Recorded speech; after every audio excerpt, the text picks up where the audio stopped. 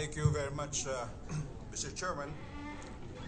Let me direct my question, Mr. Chairman, to General Magalong, who headed the BOI. Your Honors, I think one of the sorry narrative about this entire episode was the utter lack of coordination between the SAF forces, the PNP, and the Armed Forces of the Philippines.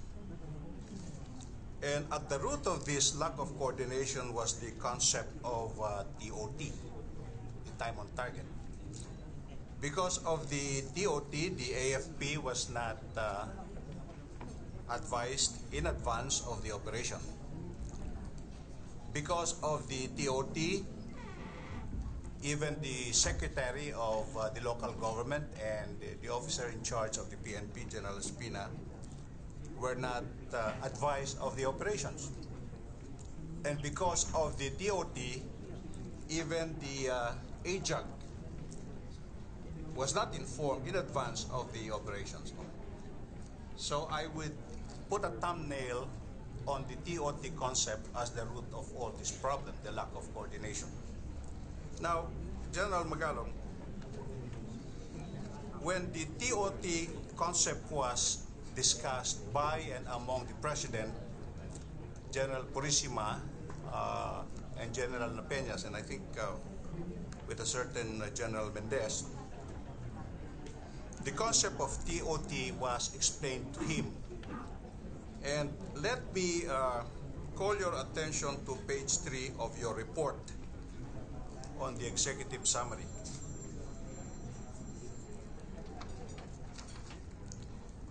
Now, and let me quote a part of your report. When Napeñas, referring to the discussion on TOT, when Napeñas proposed to the President the adoption of the TOT concept for Oplan Exodus, the President remained silent. The President remained silent. That's pregnant with meaning, General. What did you wish to infer, that the President acquiesced with the TOT concept?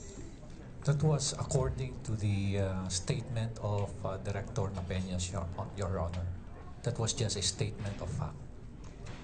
And you deem it important and you deem it essential to include it there, even if by being silent, it could lead to different inferences. You agree with me, General? Yes, Your Honor. That is very probable. As a matter of fact, the silence on the part of the President could be inferred as yes, which is probably the reflexive reaction to this. When you ask someone and he remains silent, that means yes. It could also mean no. And it could also mean he's weighing his answer. Yes, Your Honor. But the BOI deemed it important to include this very, very dangerous statement, if I may put it this way, as part of your report. Yes, Your Honor.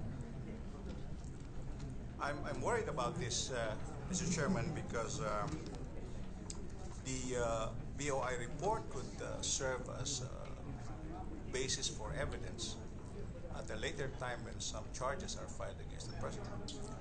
Because this shows that the President was complicit in one of the essential aspects of the operations, which is the TOT. Now, General Magalong, you made certain recommendations here. No? As an outsider, I think General Napeñas have every reason to complain that hindi ho natutuloy lahat yung mga oplans nila because of leakages. Ang dami na pong oplans dito, but walang natuloy except for this faithful oplan Exodus dahil nagli-leak out, no? Yes, sir. You did not include in your recommendations how to address this problem. How would you have addressed this issue differently if you were the planner? Your Honor, I have been involved extensively in similar major operations in the same area, practically in the same area, Your Honor, in Maguindanao. And we have also experienced the same problems. In spite of that, in spite of the frustrations, we continue to work closely with the Armed Forces of the Philippines because of the operating environment. You cannot operate in that area without coordinating. And when we say coordinating, that is prior coordination with the Armed Forces of the Philippines. Yun po ang pananaw ko. Kasi I'm not only a supervisor, I'm not only a director of operations, I was personally involved leading troops in that particular area.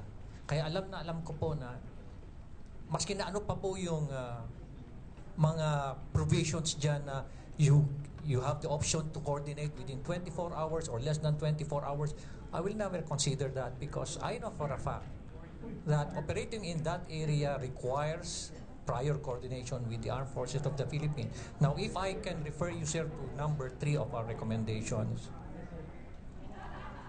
we stated there, and if I may quote, the AFP and PNP should jointly review related provisions of the respective written manuals and protocols to synchronize, reconcile, and institutionalize interoperability not only between these two agencies, but also with other relevant government agencies.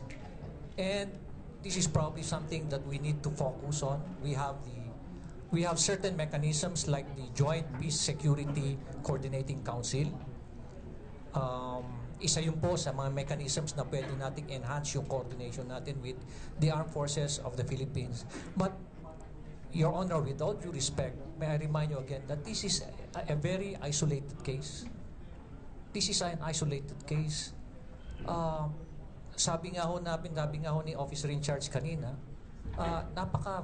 napakalakas pa rin po yung relationship namin with the Armed Forces of the Philippines. In fact, in just a matter of 1 month, sunod-sunod po yung operation po namin with the Armed Forces as with the CIDG.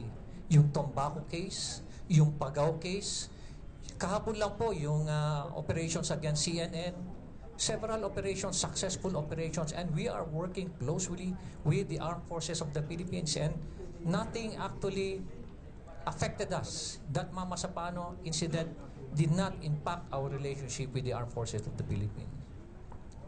Well, may I be allowed one last question, Mr. Chairman? Please, you may. Yeah. General Magalong, may I ask you to also, may I refer you to page 74 of your report, page 74, and let me read to you a passage in your report that is not exactly flattering to the SAF units.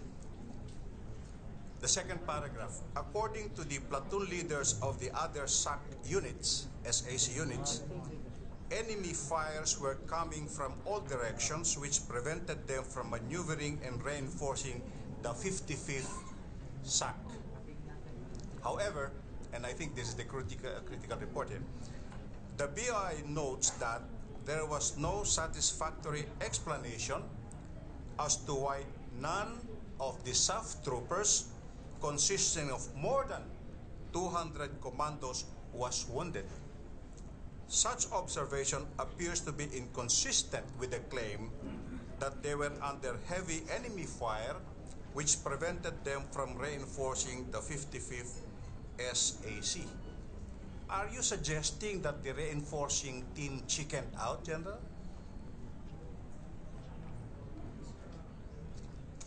Sir, nagpunta po ako dun sa area. I visited that particular area where the 45th, 42nd stayed. At very consistent po yung mga statement po ng mga na-interview po namin. Some of them were saying that they were under heavy enemy fire, under heavy enemy fire. Sabi naman nung iba, under sporadic fire. No. During they arrived in that particular spot at around 6 o'clock in the morning. At nabanggit po sa amin na parang sniper fires pa lang ang umpisa. At although some of them mentioned that in a matter of minutes, bigla na lang naging heavy volume yung fire. Pero kung heavy volume of fire, based on our own experience, dapat nagkaroon na kami ng casualty, wounded, not necessarily killed, pero at least wounded. But in that particular situation po, not among the 80 plus SAF personnel were in that particular spot were wounded. Kaya rin po, hindi po kami satisfied sa kanilang explanation, to be honest with you, Your Honor. Anyway, thank you very much, General, for your answers. I yield, Mr. Chairman. I yield. Thank you.